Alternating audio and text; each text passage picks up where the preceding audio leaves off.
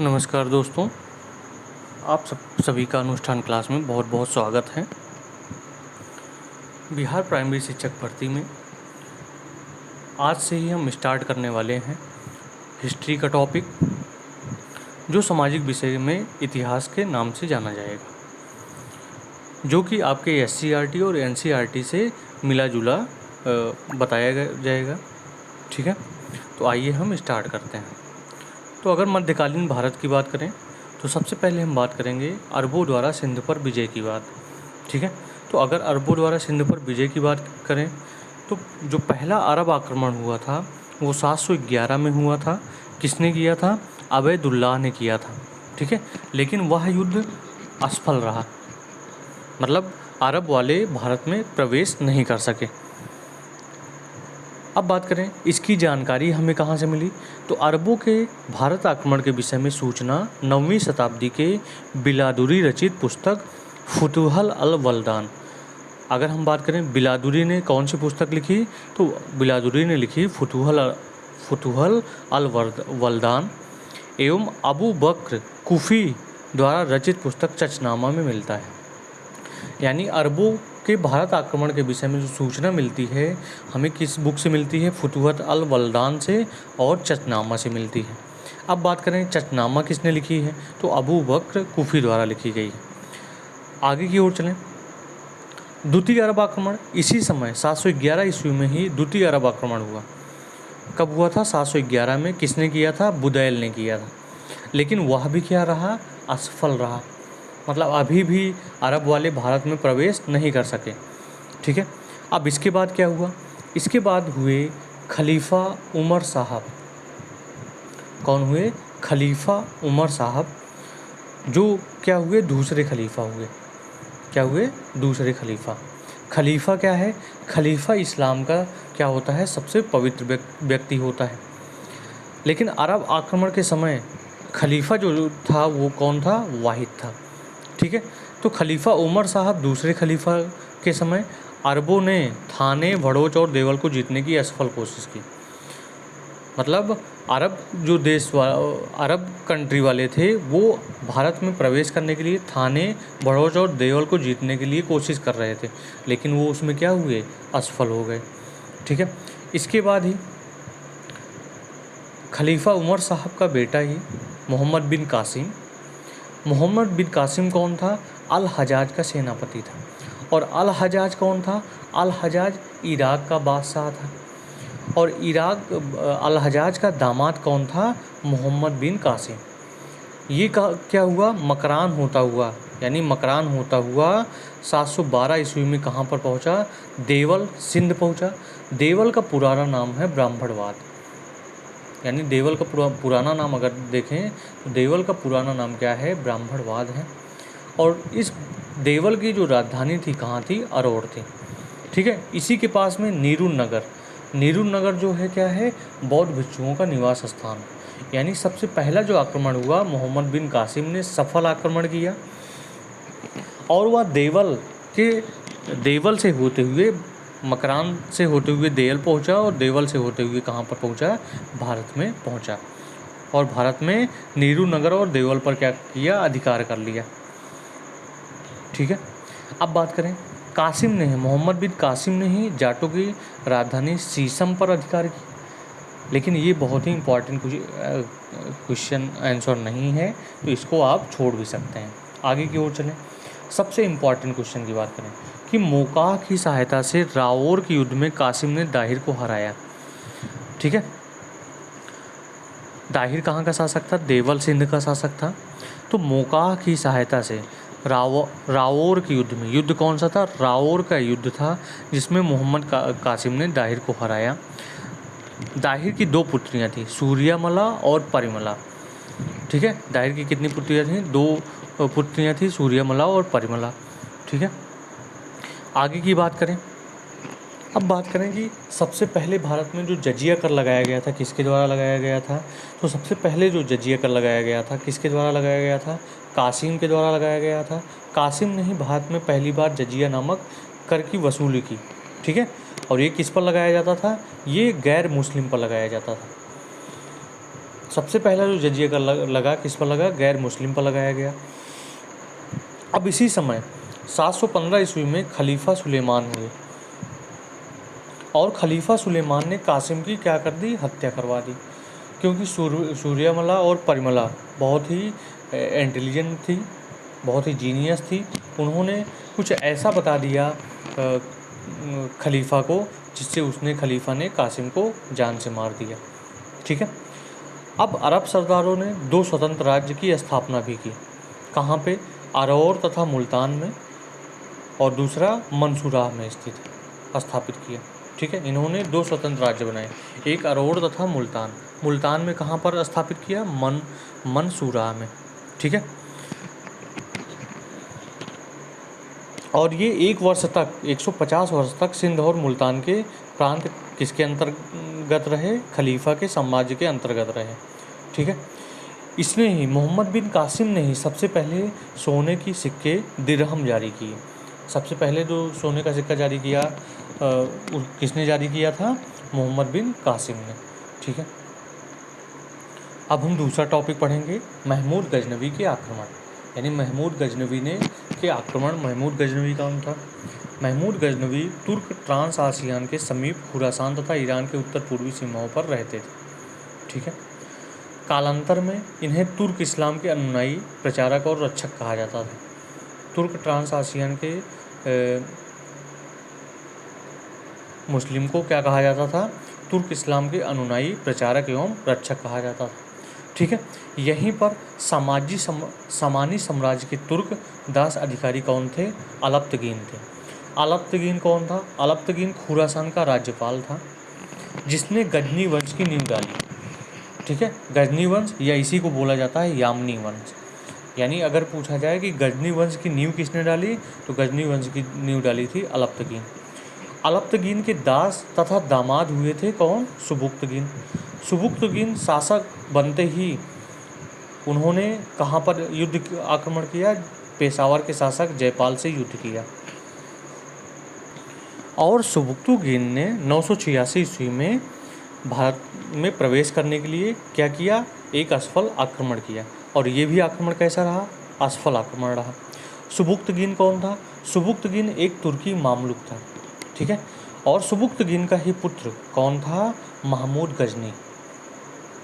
कौन था? महमूद गजनी। और महमूद गजनी का जन्म जो हुआ था वर्तमान अफगानिस्तान के गजना ज़िले में हुआ था। कब हुआ था? 2 नवंबर 971 को। ठीक है। सुबुक्तगीन के पिता कौन थे? महमूद गजनवी के पिता कौन थे? महमूद गजनवी के पिता थे सुबुक्तगीन। माता कौन थी? जबुलिस्तान की एक कुलीन परिवार की बेटी थी। ठीक है। आगे की ओर देखें। अब महमूद गजनवी 27 वर्ष की उम्र में 999 से 1030 तक शासक बना एवं सिस्तान के खलीफा को हराकर सुल्तान की उपाधि ली। जैसे ही महमूद गजनवी शासक बना, उसने सिस्तान के खलीफा को हराकर सुल्तान की क्या की? उपाधि ली। यह प्रथम मुस्लिम शासक था। ठीक है। बगदाद का खलीफा अल कादिर बिल्लाह ने महमूद को यमीन उद दौला कहा। महमूद गजनवी का को उपाधि दी किस नाम से दी? यमीन उद दौला एवं यमीन उल मिल्ला। ठीक है। साथ में महमूद गजनवी को बुत सिकन या मोर की भंजक भी कहा जाता है। अब महमूद की आक्रमण की बात करें तो महमूद गजनवी ने 1000 से 1026 तक भारत पर कुल 17 बार आक्रमण किया है। इसकी जानकारी हमें कौन देता है? इसकी जानकारी हमें हेनरी इलियट द्वारा मिलता है। ठीक है।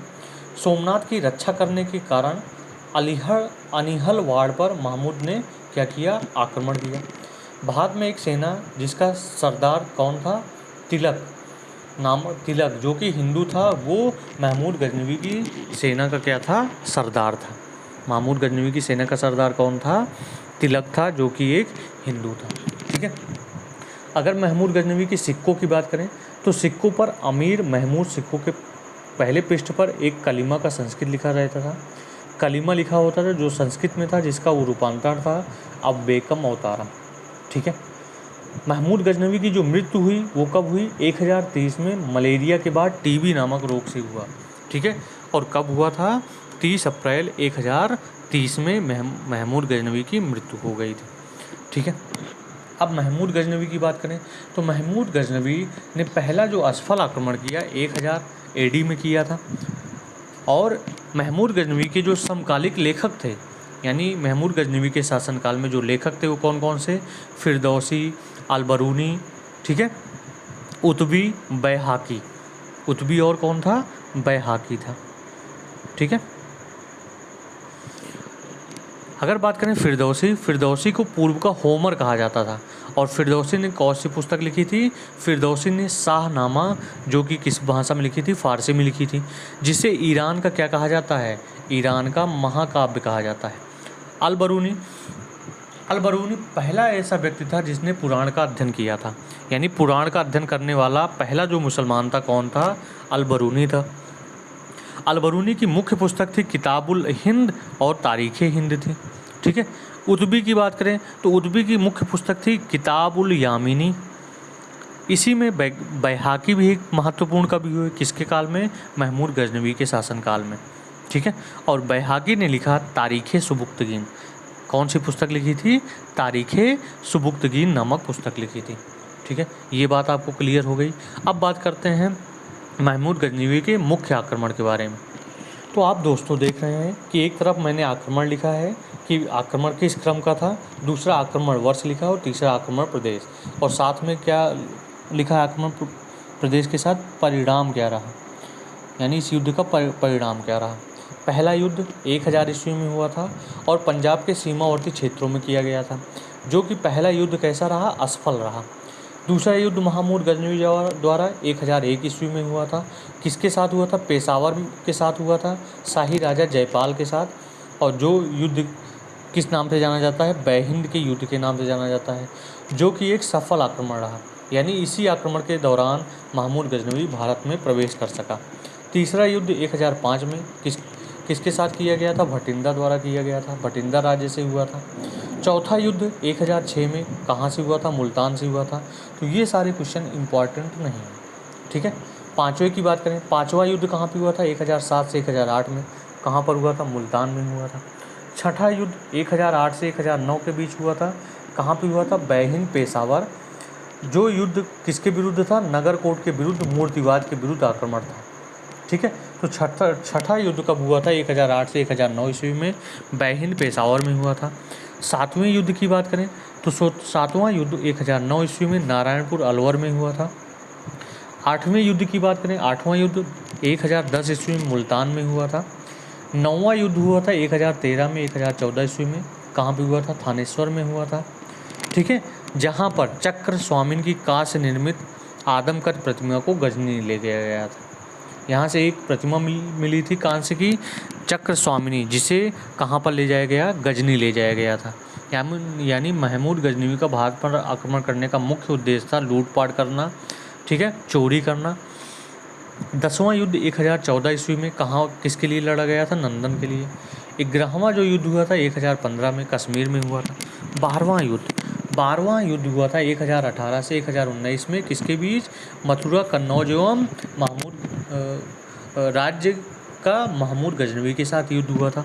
13वां सबसे इम्पॉर्टेंट युद्ध है 13वां, जो कि बहुत ही इम्पॉर्टेंट है, 1019 ईस्वी में हुआ था। किसके साथ हुआ था, कालिंजर, जिसके शासक थे चंदेल वंश के शासक। जिसके शासक कौन थे, चंदेल वंश के शासक कौन थे, विद्याधर के साथ महमूद गजनवी का क्या हुआ था, महमूद गजनवी का युद्ध हुआ था। ठीक है, 14वें युद्ध की बात करें, 14वां युद्ध 1021 में कश्मीर के साथ हुआ था। 15वां युद्ध 1022 में ग्वालियर एवं कालिंजर के साथ हुआ था।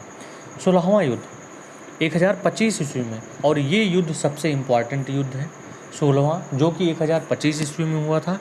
और 1025 ईस्वी में ही सोमनाथ के मंदिर पर गुजरात में आक्रमण करके सोमनाथ के मंदिर को फोड़ डाला था, और इनके जितने भी संपत्तियां थी उसको लूट लिया गया था। यानी सोमनाथ मंदिर से कितनी लाख की संपत्ति लूटी गई थी, 20 लाख दिनार की संपत्ति लूटी गई थी। उस समय सोमनाथ मंदिर कहाँ पे है, गुजरात में। उस समय गुजरात का शासक कौन था, भीम प्रथम था। ठीक है, 17वां युद्ध महमूद गजनी द्वारा 1026 से 1027 के ईस्वी के बीच हुआ था, जो कि अंतिम आक्रमण था और किसके विरुद्ध था, खोखरों के विरुद्ध था।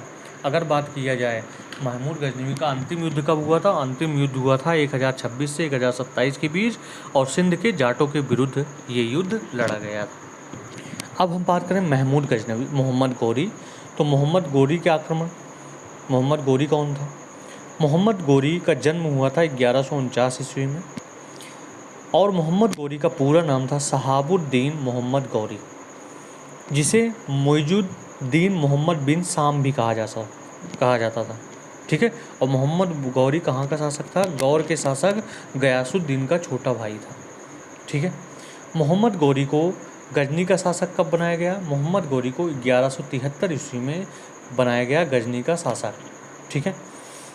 मोहम्मद गौरी ने पहला आक्रमण भारत के किस रास्ते से किया था? भारत में प्रवेश किया था तो भारत पहला आक्रमण किया था 1175 ईस्वी में, और 1175 ईस्वी में गोमल दर्रा होते हुए भारत में प्रवेश किया था, जो कि मुल्तान एवं कच्छ को, और वहाँ पर उसने मुल्तान एवं कच्छ को अपने अधीन कर लिया था। और मुल्तान एवं कच्छ में रहते कौन थे? बौद्ध भिक्षु लोग रहते थे। अब बात की जाए 1176 ईस्वी में, तो 1176 ईस्वी में उच्च पर आक्रमण करके भट्टी राजपूतों का राज्य छीन लिया था। इसके बाद करें 1178, तो सबसे इम्पॉर्टेंट, वेरी वेरी इम्पॉर्टेंट जो क्वेश्चन है कि 1178 ईस्वी में गुजरात, जहाँ पे पाटन है, के शासक कौन थे? मूलराज द्वितीय। ठीक है। मूलराज द्वितीय भीमदेव द्वितीय के साथ महमूद गौरी का युद्ध हुआ था। ठीक है। और इस युद्ध में मोहम्मद गौरी बुरी तरह से क्या हुए थे? पराजित हुए थे। कहाँ पर? आबू पर्वत के समीप। और उस समय भीमदेव द्वितीय किसका शासक था? किस वंश का शासक था? चालुक्य वंश का शासक था। और भीमदेव द्वितीय की माता का नाम कौन था? नायिका देवी था। और नायिका देवी ने ही मोहम्मद गौरी के विरुद्ध युद्ध लड़ा था। ठीक है। अब बात करें 1179 से 80 में, 1179 से 80 में मोहम्मद गौरी ने पेशावर पर अपनी क्या कर ली था? कब्जा कर। आगे की ओर चलें कि गौरी ने 1182 में सिंध के निचले भाग पर आक्रमण किया एवं सुमरा वंश को क्या कर दिया? शासक को पराजित कर दिया। आगे की ओर चलें 1186 ईस्वी में खुसरो मलिक से लाहौर जीत लिया था। किस ईस्वी में? 1186 में। और किसके बीच युद्ध हुआ था? मोहम्मद गौरी और खुसरो मलिक के बीच। 1190 में गौरी ने संपूर्ण पंजाब को अपने अधीन कर लिया था। आगे की बात करें, सबसे इम्पॉर्टेंट क्वेश्चन की बात करें जो कि हर एग्जाम में पूछा जाता है, तो ये क्वेश्चन बहुत ही इंपॉर्टेंट है, वेरी इंपॉर्टेंट क्वेश्चन है। ठीक है। क्या है कि 1191 ईस्वी में तराइन का प्रथम युद्ध हुआ था, और वह युद्ध मोहम्मद गौरी और दिल्ली अजमेर के शासक पृथ्वीराज चौहान के बीच लड़ा गया था, जिसमें मोहम्मद गौरी बुरी तरह से पराजित हुआ था। लेकिन मोहम्मद गौरी ने फिर से आक्रमण किया, ये भी बहुत इंपॉर्टेंट क्वेश्चन है। 1192 ईस्वी में तराइन का द्वितीय युद्ध हुआ, किसके बीच में? गौरी एवं चौहान के मध्य हुआ था। पृथ्वीराज चौहान और मोहम्मद गौरी के मध्य हुआ था, जिसमें पृथ्वीराज चौहान की बुरी तरह से पराजित हुआ था, और इस युद्ध में ही पृथ्वीराज चौहान मारा गया था। अब पृथ्वीराज चौहान की बात करें तो पृथ्वीराज चौहान की सेना का कमान कौन संभाल रहे थे? तो पृथ्वीराज की सेना का कमान संभालने वाले व्यक्ति जो थे, गोविंद राय थे, खांडे राय थे और बदमसा रॉयल थे। ठीक है। इन तीन व्यक्तियों ने ही पृथ्वीराज की सेना की कमान संभाली हुई थी। अब हम समझते हैं पृथ्वीराज चौहान कौन थे। तो दिल्ली को दिल्ली की पुरी कहा जाता था, और दिल्ली की स्थापना की थी अनंगपाल तोमर ने। अनंगपाल तोमर के बेटी की एक बेटी थी। अनंगपाल तोमर के कोई लड़के नहीं थे, तो अनंगपाल की बेटी का पुत्र था पृथ्वीराज चौहान। ठीक है। पृथ्वीराज चौहान के पिता कौन थे? पृथ्वीराज चौहान के पिता थे सोमेश्वर सिंह। पृथ्वीराज चौहान का भाई कौन था? हरिराम था। पृथ्वीराज चौहान की प्रेमिका का क्या नाम था? संयुक्ता या संयोगिता देवी। पृथ्वीराज चौहान की माँ का नाम था कौन? कर्पूरा देवी। ठीक है, समझ में आया। तो अनंगपाल तोमर ने ही पृथ्वीराज चौहान को दिल्ली और अजमेर का क्या बनाया था? शासक बनाया था। और इसी समय सूफीवाद का जन्म हुआ था, जिसके मुख्य व्यक्ति थे मोइनुद्दीन चिश्ती। ठीक है, और मोइनुद्दीन चिश्ती तराइन के द्वितीय युद्ध में भाग लिए थे। अब बात करें, ये भी इंपॉर्टेंट क्वेश्चन है कि चंदावर का युद्ध मोहम्मद गौरी एवं कन्नौज के राजा जयचंद के बीच हुआ था, जिसमें जयचंद बुरी तरह से पराजित हुआ था और जयचंद को अपना किला, जिसे जयचंद्र कोस के नाम से जाना जाता था, किसको देना पड़ा? वो देना पड़ा मोहम्मद गौरी को। और यह युद्ध कब हुआ था? 1194 ईस्वी में।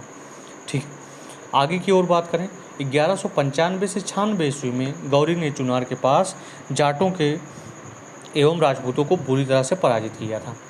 सबसे इम्पॉर्टेंट क्वेश्चन की बात करें कि 1202 ईस्वी से 3 ईस्वी में कालिंजर अभियान किया था, जिसके मुख्य शासक थे कौन? परमार्दी देव कौन थे? चंदेल शासक थे। 1205 ईस्वी में ही गौरी ने खोखरों को पराजित किया था, लेकिन 15 मार्च 1206 ईस्वी को पाकिस्तान के झेलम नदी के किनारे मोहम्मद गौरी खोखर नामक जाट अफ्रीदी कबीलों द्वारा दम्यक नामक स्थान पर नमाज पढ़ते वक्त धोखे से मार दिए गए थे। ठीक है, मोहम्मद गौरी की हत्या किसने की थी? मोहम्मद गौरी की हत्या की थी अली मर्दान ने। किसने हत्या की थी? अली मर्दान ने। कब की थी? 15 मार्च 1206 ईस्वी को। ठीक है, ये बात समझ में आ। अगर बात करें कि सबसे पहले उत्तर भारत में एकता प्रथा किसने चलाया था? सबसे पहले उत्तर भारत में एकता प्रथा चलाया था किसने? मोहम्मद गौरी ने। और मोहम्मद गौरी के ही शासनकाल में मुख्य विद्वान थे कौन? फर्रुखुद्दीन नवाजी और नजामी उर्जी। अगर पूछा जाए मोहम्मद गौरी के समय को मुख्य विद्वान कौन थे जो भारत आए थे? फर्रुखुद्दीन नवाजी और नजामी उरेजी थे। ठीक है, अब मोहम्मद गौरी के सिक्कों की बात किया जाए तो मोहम्मद गौरी के सिक्कों में एक तरफ पृथ्वीराज, एक तरफ शिव के बैल तथा देवनागरी लिपि में पृथ्वीराज तथा दूसरी तरफ घोड़े के साथ मोहम्मद बिन शाम का चित्र बनाया गया था। ठीक है, कुछ सिक्कों पर एक तरफ कलमा तथा दूसरी ओर लक्ष्मी की आकृति बनाई गई थी। ठीक है, जिसे देहलीवाल कहते हैं। ठीक है, यहीं पर पुस्तक लिखी गई थी, चंद्रवर्ध दाई द्वारा पुस्तक लिखी गई थी पृथ्वीराज रासो, जिसे पूर्ण किसने किया था? जलहर ने पूर्ण किया था। यानी चंद्रवर्ध दाई की जो पुस्तक का नाम क्या था? पृथ्वीराज रासो था, जिसे पूर्ण किसने किया था? जलहर ने पूर्ण किया था। अब बात करें कि मोहम्मद गौरी के साथ दास कौन कौन से थे जो कि भारत में आए थे? पहले दास थे यलदौज थे गजनी के शासक थे। ठीक है, जो कौन था? ऐबक का ससुर था। दूसरे गौरी के मुख्य दास थे कुबाचा जो ऐबक का जीजा था। किस प्रांत से मिला था? सिंध से। तीसरे शासक थे ऐबक कुतुबुद्दीन ऐबक। चौथे शासक से बख्तियार खिलजी, जिन्हें बंगाल और बिहार का शासन करने के लिए दिया गया था। ठीक है, और बख्तियार खिलजी इन्होंने ही सबसे पहले 3 विश्वविद्यालयों को नष्ट किया। कौन कौन से? नालंदा विश्वविद्यालय, विक्रमशिला विश्वविद्यालय, ओदनपुरी विश्वविद्यालय। नालंदा विश्वविद्यालय कहाँ पे है? बिहार में है। विक्रमशिला विश्वविद्यालय बंगाल में है। ओदनपुरी विश्वविद्यालय कहाँ पे है? बिहार में। ठीक है, ये बात आपको समझ में आ गई। अगर ये बात समझ में आ गई तो आप ये जान लीजिए कि मुगल काल भी आपके एग्जाम में पूछा जाएगा, क्योंकि मुगल काल का संबंध बिहार राज्य से संबंधित है। ठीक है, अगर ये वीडियो आपको पसंद आई हो और ये बहुत अच्छे तरीके से समझ में आया हो तो कृपया इस चैनल को लाइक और सब्सक्राइब करना ना भूलें। इस चैनल के साथ अगर हर समय आप बने रहेंगे तो आप देखेंगे कि आपको एक बेहतरीन नोट्स दिए जाएंगे, बेहतरीन क्वेश्चन दिए जाएंगे, जो कि आपके एग्ज़ाम के लिए बहुत ही महत्वपूर्ण होंगे। तब तक के लिए इस लेक्चर को यहीं पर हम समाप्त करते हैं, विराम देते हैं।